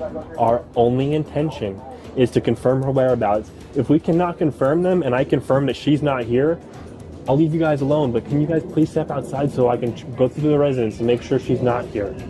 Okay, but the one thing is I don't give legal rights for you guys to be able to search anything on the property except for what means. We're not. I'm gonna go places where a human would be. I'm not gonna go through your drawers. I'm not gonna go through all that. I'm gonna go places where a human would be. Okay, that is the only thing I'm doing here. Okay, well, I mean, just in case you guys change up your stuff, can I at least go get my purse? And just in case you guys change up on your. We're not changing anything up. We have legal reason to come inside to check the welfare, and that is it. Okay, I mean, so can I let you guys in there and not leave because your partner over here made me scared to come outside. I'm afraid to come outside because what your partner said. No, that's not. Listen to me, okay? Listen to what I say. We're here to make sure she's okay. We're not trying to jam you up. The more you cooperate, the easier it's going to be for us, and the quicker we can be done with this. Okay. I'm just nervous now because the guy told me and I'm like. Don't worry about what he said.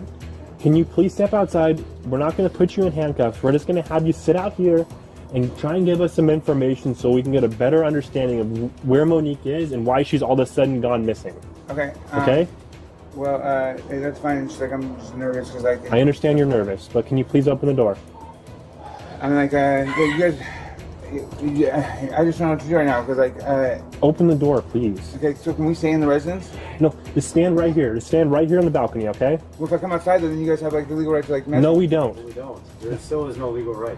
We have as much legal right now as we do. So you're confused. You think we're here because we care about you. I don't care about you. I care about Monique and trying to get a hold of Monique. It's weird that you are being very defensive about this. No, I'm just scared because I understand. Because the threat your partner made to me. I understand. My partner didn't threaten you. It's weird that you're being defensive about this. That is suspicious because normal people open the door and they just go.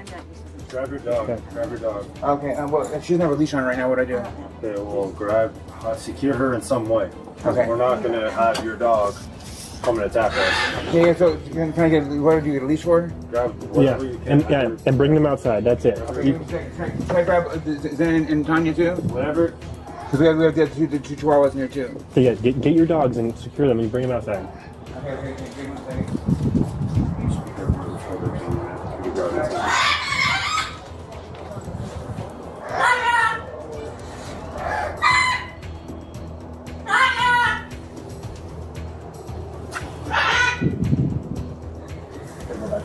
Because this king of the old day up before.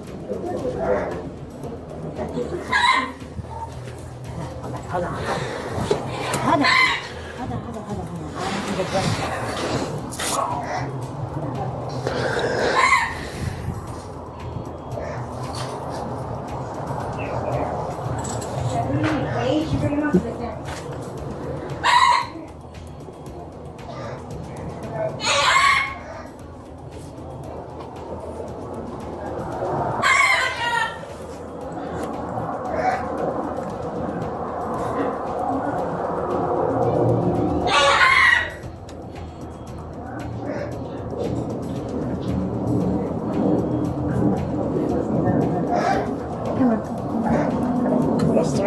Do you have leashes for them? I don't know where she has all kinds of neck collars, but I don't know. They don't run. She don't think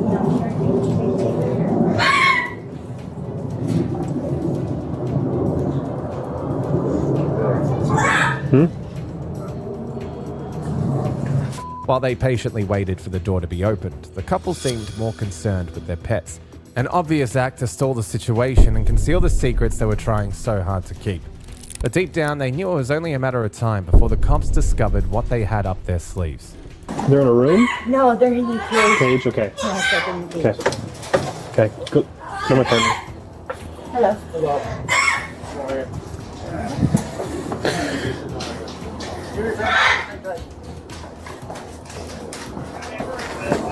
Come my partner.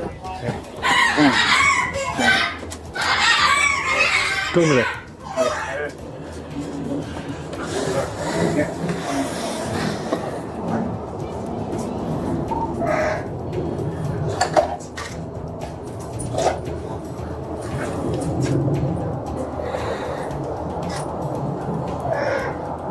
Okay, big upper room, the right looks like a hallway to the left. I'll clear this right if you want to hold the hallway to the left. Okay.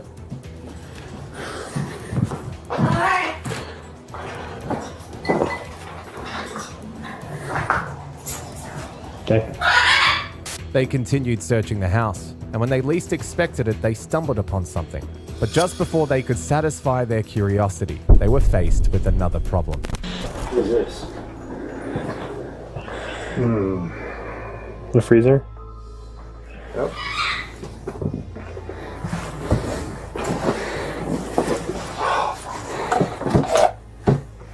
Where's it locked at? It's right here. I think. Yeah, it's got a key on it. Is it a Allen thing? It's like an Allen key.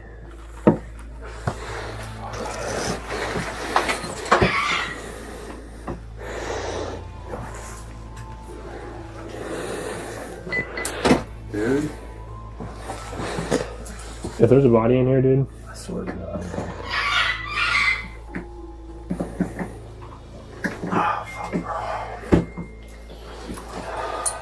Is this thing even on? Huh? Yeah, it's on. It's running. He's freaking out saying we can't open it. He's freaking out saying we can't open it. Of course he is.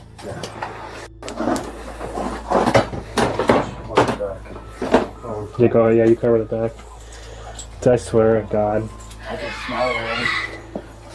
I know the smell. What's that? I can tell that smell. What smell? I smell something bad. Oh, mother.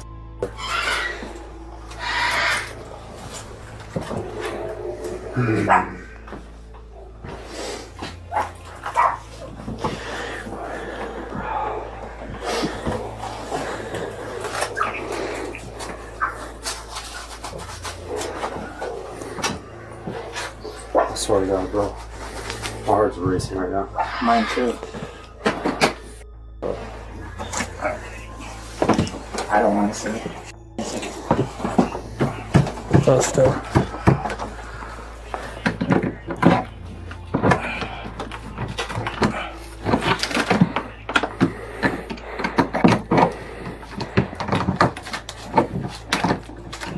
Oh. You got a whiff. There's something in there. Keep it down because he's like right outside.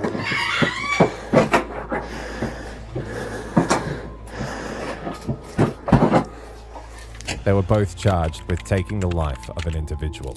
If you thought that was insane, wait till you meet Levente Lazar, who took the life of his own mother to get an early inheritance. There's video surveillance of you in multiple places, right at your mom's house. You're telling me that you're here, but that's complete contradiction to everything that I know. Was she on the day I arrived? Or? She was when you.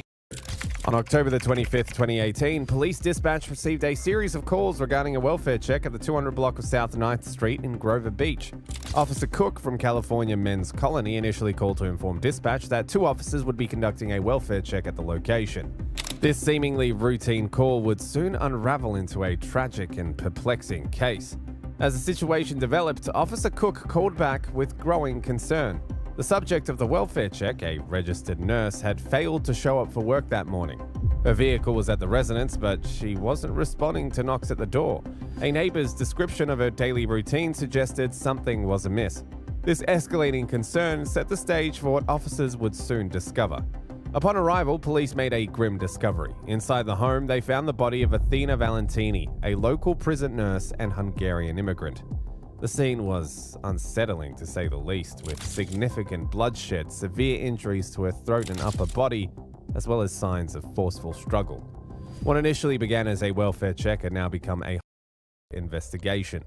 As detectives delved deeper into Athena's life, they uncovered a series of puzzling details. Her cell phone was missing, despite charging cables being plugged in. A UPS store receipt from the previous day showed Athena alive and well, seemingly without distress. These clues hinted at a complex timeline leading up to her death, leaving investigators to piece together her final hours. The investigation took an unexpected turn when detectives spoke with Athena's son, Levente, who was attending college in Bloomington, Indiana. Hi. Hello, are you Lazar? Or Mr. Lazar? Yeah, Levente Lazar. Okay, is Miss Valentini your mother? Yes. Can I step in and speak to you, please? My girlfriend lives here, but sure. Is it, you live here with her, though? Yeah, she's here and a dog. Okay, would you mind if I come in? Oh, yeah, sure. Okay. Come on. Thank you. Oh, puppy. He's on. Hello, how are you? I'm good, how are you? Doing pretty well. I was contacted this afternoon by the St. Louis Obispo County Sheriff's Department or District Attorney's Office. I don't remember which one. Okay. Your mother's passed away. Very, very sorry for that, obviously. What happened? I don't know. They didn't really give me any details. They just asked that we come and make a notification to you. Okay. And then have you get in touch with them. Do you have a phone number? I do. I have a phone number for you. I have it written down already. It's Casey Neal. And that's his telephone number. And you don't have any other details? No. No, he'll be able to give you any kind of details or whatever. And that's general practice. They don't really tell us a whole lot when it's, especially when it's out of state. They just ask us to come and make notification. Okay. So, I'm very sorry for your loss. Thank you so much for the house call, though. Obviously, that's a very hard thing to have to deal with. So, when was the last time you spoke with your mom? On Monday, and I've been calling her, and it goes straight to voicemail, and then the voicemail says it's full. Okay. But she's been having a tough time with her phone. I thought maybe it was a phone issue. Okay. Sorry to have to bring bad news to you. Yeah. So. Thank you so much, though. I really appreciate it. Sorry about that. Have a wonderful day. You too. Levente's calm demeanor during the death notification raised some suspicion. This, coupled with discrepancies in his alibi and the discovery of a prepaid burner phone purchased near his apartment, began to paint a troubling picture. As the evidence mounted, including surveillance footage, cell phone records, and license plate data, a shocking possibility emerged. The son, who claimed to be thousands of miles away at the time of the might have actually been present in Grover Beach. With a prepaid phone traced to Levente's location, his vehicle was spotted traveling across the country, and there was footage of him purchasing the burner phone. All the pieces of the puzzle were falling into place. The officers now had to bring the son in for questioning, while other officers executed a search warrant at Levente's apartment. As Detective Neal began the interrogation, Levente's demeanor seemed calm and cooperative. However, as the questions probed deeper into his recent activities, subtle inconsistencies in his story started to emerge. This is a very difficult thing to deal with, and I just wanted to let you know that we all wanted to extend our condolences and work very hard on this case. Thank you. It's very difficult losing a parent. I've lost one as well, and so. Thank you. You're welcome. I actually lost two parents now because my father passed away from a heart attack. So my biological father. Right, you said that was before you guys came over. So I was born in 1992, and my parents married 2 months after I was born, and he passed away in 1995 from a sudden heart attack in the middle of the night. Oh, wow. My mom just woke up and found him passed away. And then in 1997, we immigrated here because the Hungarian laws when it comes to like adoption and stuff is if father passes away, then the child goes to the father's parents, so my grandparents. And my mom was scared of losing me, so we fled the country. Oh, okay. Yeah, and we went to Los Angeles. Yeah. And then we kind of built a life from there. His initial calmness and willingness to discuss his background at length was telling. This is a common tactic used by suspects to appear cooperative. However, this oversharing about his personal history indicated an attempt to establish credibility while avoiding discussion of recent events. The detective's gentle prodding revealed Levente's reluctance to discuss details of his recent whereabouts. His vague responses and inability to provide a credible explanation for his activities during the time of his mother's death raised suspicions. You last went to California to see your mom in January? Of this year. I think January 6th, that's what Hannah said. Okay. 2018. So that was the last time I saw her in person. Because right now, I'm starting to learn how to become a retail investor, or just a trader, so trading stock options and futures. I realized that it's best to be employed because if I don't, I'm going to pay more taxes. And I just want to make it clear, you're welcome to access my phone or to come to my house or anything like that. You don't need a warrant. I can invite you in. Okay. I didn't make that clear on the phone, or if I did, I forgot. But I just want to kind of help in any way I can. I appreciate that, and that's what I'm looking for, is a little bit of help here. Levente's explanation of his financial situation also raised some red flags. His casual mention of receiving large sums of money from an annuity seemed oddly detached. 10 and 2013, I would receive about $15,000 a year. Okay. So I didn't have to work when I was in college, basically. I was very lucky. Mm-hmm. Then in 2017, I received $90,000. and I paid off most of my student debt there. I put most of it in my savings, opened up an IRA account, started trading, kind of looking long term.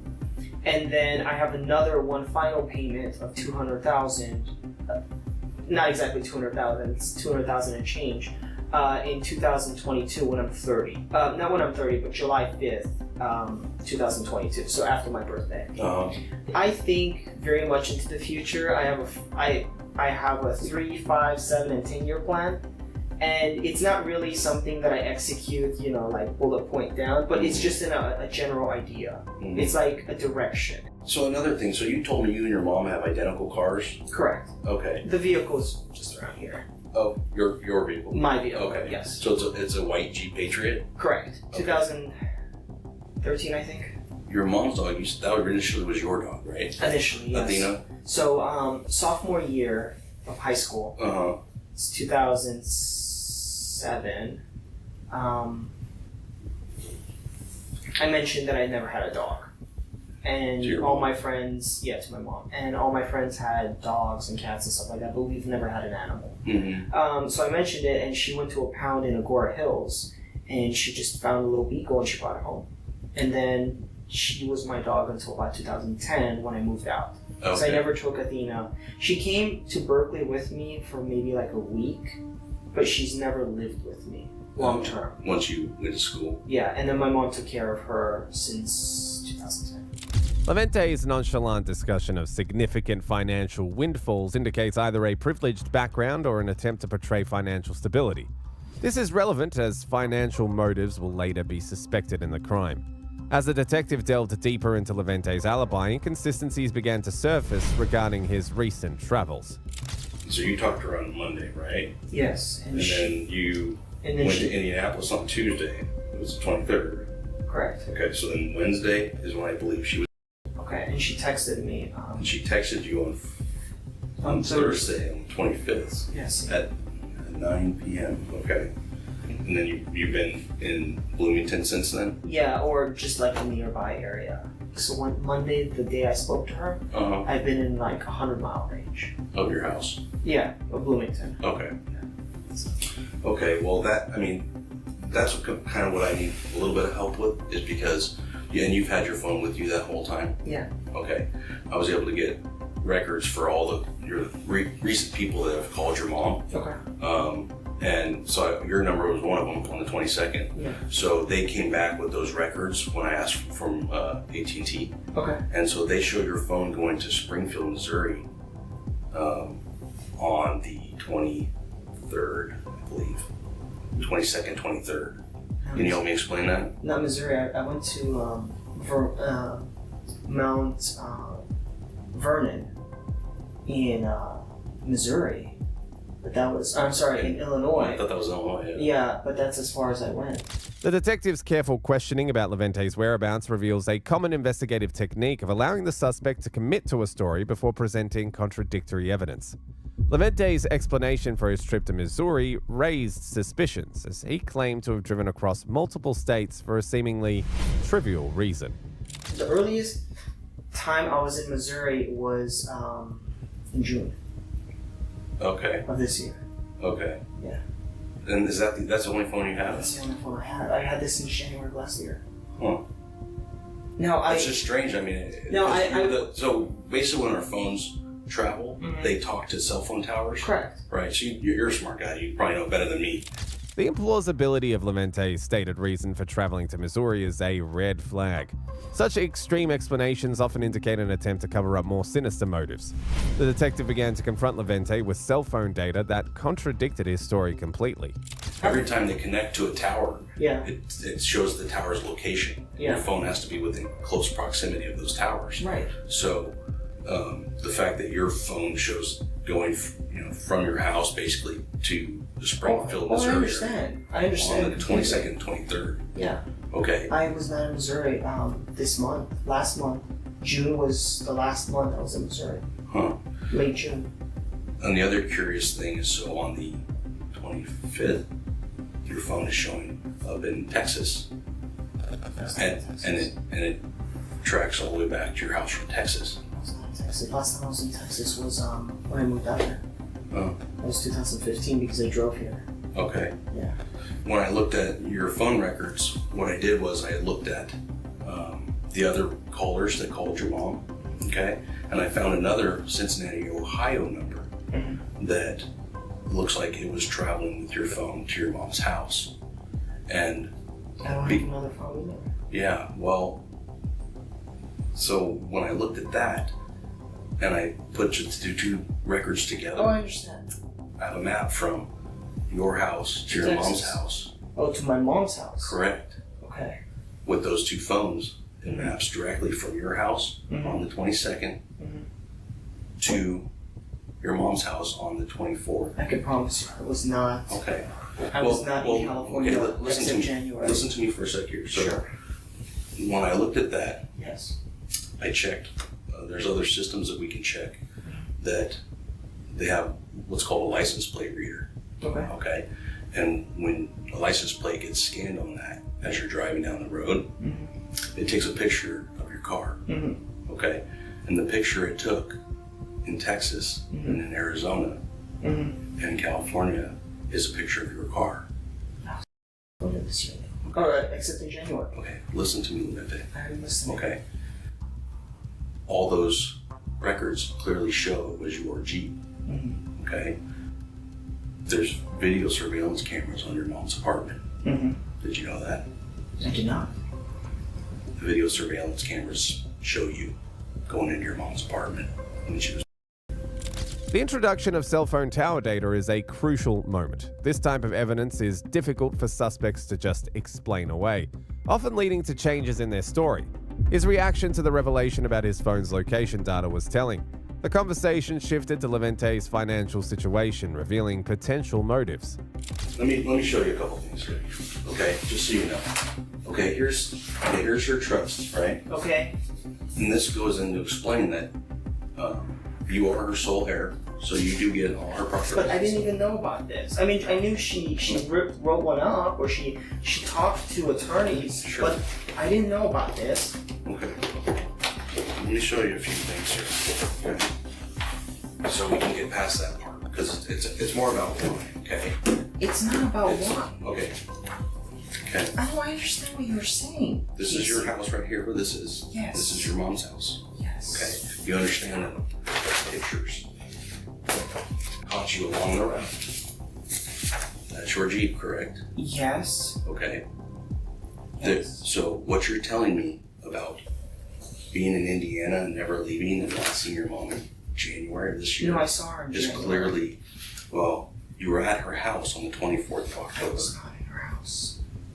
Of October of this year, I was not. Levente, do you see what I'm showing you? You want to see more? Your pictures of your Jeep was taken all along your route with you in it. Okay? The video at your mom's house show you driving by at 3:30 that afternoon, okay, in your Jeep. Okay? Understand what all this says is that you were. So for you to sit here and tell me that makes zero sense, and it doesn't look, good for you. Okay? What I'm trying to understand is, did something happen when you were there that caused a struggle with your mom? No. Were you just mad at her? Do you need money? I don't need money. So what happened? Tell me what happened. That's the only way we're going to understand this a little bit better. Discussions about finances often reveal hidden motives for crimes. The detective's probing questions about Levente's debts and financial obligations are strategically important. Levente's demeanor began to change as the detective pressed him about inconsistencies in his story. That said you called her, right when you called her from the phone you had at Best Buy. She told her friend on the 24th, that afternoon. I don't know, maybe you understand, but my father passed away last fall. My mom and I had a very close relationship. Everything she did for me. For you to even say such a thing, it's kind of ridiculous. I didn't know about this, and even if I did, it doesn't make a difference, because you're welcome to look at my financial records. Okay, well, what's your financial situation right now? It's fine. It's fine? Yeah, it's more than fine. May I ask though, have you been focused? Have you looked at other leads? Yeah. Have you? Yes. everyone I spoke to, Terry and Joseph, they've been telling me the same thing, that it sounds like you guys don't know what is happening. Really? And if you're really wasting your time with me, No, I wouldn't do that. no, not wasting my time, but wasting your time with me. No, I wouldn't do that either. Can you explain to me then the pictures of your Jeeps that are in Arizona and Texas? Because it's very clear your Jeep has this Jeep sticker here. Yes, it does. And what's this sticker? When I lived in an apartment in Davis. Okay. That's your It's license clear. plate. It's right? clear. It's not. It's clear. I Okay. can see it. Can you explain that too? No, I cannot. Why? I cannot. Because I have no answer. Okay. And That's your Jeep. Sure. Okay. That's in Texas. Okay. Okay. That's where your phone is sitting in a tower. Okay. That's where the phone you bought at Best Buy is sitting in a tower. Okay. Right there. Okay. Where you picture your Jeep. Yes. You in it. Okay. Okay, I understand. Okay. Help me explain I can't Okay. because I don't know, PC. that. Okay. So this is on the 23rd when you're driving out to California. Okay. Okay. This is on the 25th when you're driving back Okay. to Indiana. Okay. Okay. I understand. Like everywhere you went, Yeah. you got captured on video. Okay. Okay. You understand that? You got captured everywhere you went. And you have There's a video group- surveillance of you at the house. I'll probably show you that too. Okay. The Best Buy is really not that important. I know you had that phone and you called your mom from it because her own records show it, your records show it, and she tells her friend about talking to you right after that phone call from that phone. Okay. Okay. You're on video at her house, Levente. Do you understand that? Do you understand that? What you're saying flies No. in the face of reason. No, I understand what you're saying. What I don't understand is reason. Okay. Proof, I guess. Okay. Is that not your Jeep driving in front of your mom's house? That's on the 24th of October. I can't. I mean, I saw the Jeep. Okay, that's your Jeep, correct? I don't know. What do you mean you don't know? I don't know. Let's I go just here. saw a Let's watch it white again. Here you go. Okay. What's that in that corner? sticker. Right? Okay. That's your sticker, the exact place you have it on your Jeep, correct? Okay. What's that sticker? Exact sticker you have on your Jeep, is that correct? I didn't see the second sticker, but Okay. okay. So this is front of your mom's house. Okay. On 1024, look. At 1527, which means 327. I didn't see my mom. The next thing, I didn't see. Explain that to me then. I don't know. That's your Jeep. How do you know that's my Jeep, though? Can you show me proof of me? Yeah. Is that what you need in order to tell me what happened? Sure, but I didn't do anything. Changes in a suspect's demeanor during questioning can be highly indicative. Here, Levente's increasing defensiveness suggests he's feeling cornered by the evidence. However, the detective's questioning about Levente's internet search history introduced a new level of evidence. As Levente continued to deny involvement, the detective methodically laid out the evidence against him. And that phone are together, all these towers, until you shut it off on the way there. Yes. In Springfield or around Springfield, Missouri. You made mistakes. You called your own phone to check your voicemail on your way back from this phone you bought at Best Buy. Okay. That phone travels with your phone in your Jeep. There's pictures taking you along the whole way, right to your mom's house. There's video surveillance of you in multiple places, right at your mom's house. Okay, so tell me that You have. you're telling me that you're here, but that's complete contradiction to everything that I know. So help me understand why this happened. I already know that you hurt your mom that day. Was there an argument? No, because I did not hurt my mom. I did not see my mom. The detective's systematic presentation of evidence is a common tactic to break down a suspect's denials. Each piece of evidence adds to the overall picture of guilt. As the interrogation intensified, Detective Neal confronted Levente with more specific details about his movements. Going to California, first place I stopped was, actually stopped was Albuquerque. Albuquerque, New Mexico? Yeah. Okay. And you remember where you stopped? No, it was like a rest stop. So it was not in Albuquerque, it was nearby, off the highway, rest stop. Okay. How long? 3 hours? 4 hours? Okay. Yeah. Was that the only time you stopped? For that trip. For that entire trip? Went to California, and then I went to an In-N-Out, and then I slept in the car there after eating, and then I went up to my mom's. I was going to surprise her. She wasn't there, and then I drove back. Okay. When you say she wasn't there? She wasn't there. I called her on my Cricket phone. I drove by. Her car wasn't there. I called her on my phone, or I'm sorry, the other phone. She didn't pick up. I guess she was at work. The detective's increasing specificity about Levente's whereabouts is a common tactic to corner a suspect. By providing exact times and locations, it becomes harder for Levente to maintain plausible deniability. Levente's story about his trip to California began to unravel under scrutiny. What else did you take with you in the Jeep up to California? Clothes. Clothes? What kind of clothes? T-shirt, jeans, shorts. That's it. Okay. Did you bring a computer with you? No. No? I have a tablet, but it's very old, so I don't use it. I just have it. Okay. That's a long trip. I know. So you're telling me that... I know what it sounds like. You're telling me that you drove for 64 hours. For 15 grams of weed. For $100 worth of weed. I know what it sounds like. I know it does. I think we need to talk about what happened in Grover. I understand you gave me more rights when I first came here. Yeah. I understand. I think you can understand why I was hesitant, why I didn't say I was in California, because I'm crossing state lines with weed. Is that really the thing that you think I'm here for? No. You're not here for the weed. I understand that. You understand that I talked to you about your mom being and asked you for your help to explain to me when the last time you saw your mom was. But I didn't see my mom. If this story you just told me is true, yeah, you would have told me that. No, because correct? No. Why? Because I am crossing state lines. Levente's claim of driving cross-country for a small amount of marijuana is highly implausible. This kind of extreme explanation often indicates a desperate attempt to account for damning evidence while maintaining innocence. However, the detective methodically dismantled Levente's alibi piece by piece.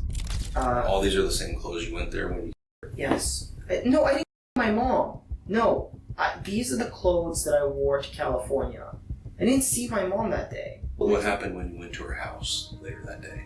I drove to her place down Main Street, and then I circled twice, saw a guy in a pickup truck washing his car.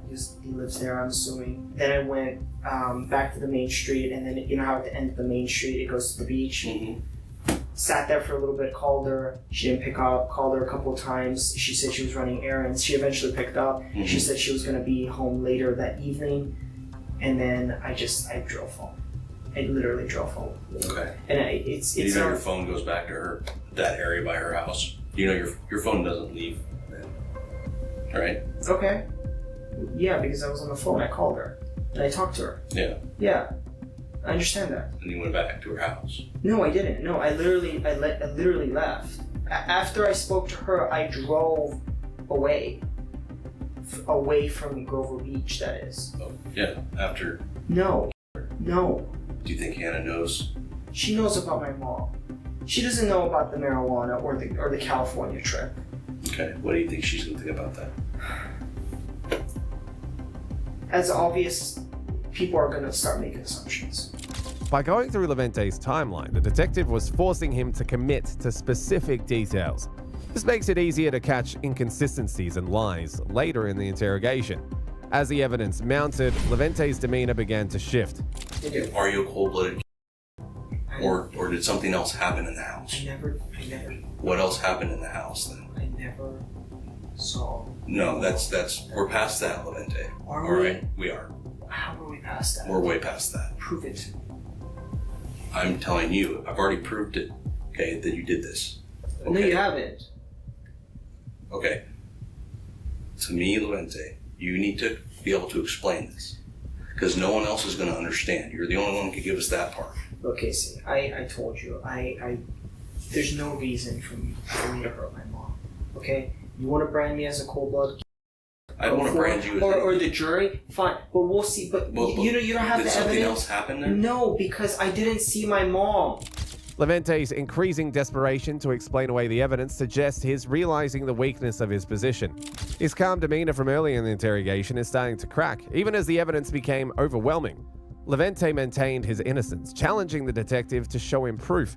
His continued denials in the face of overwhelming evidence and his challenges to see specific pieces of proof were consistent with the behavior of someone pathologically committed to their lies, or in deep denial about their actions.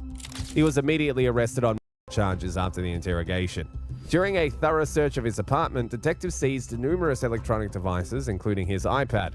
Data extraction from the device revealed several incriminating Google searches. Levente Lazar suspect Grover Beach, Levente Lazar Grover Beach, and Grover Beach on 9th Street.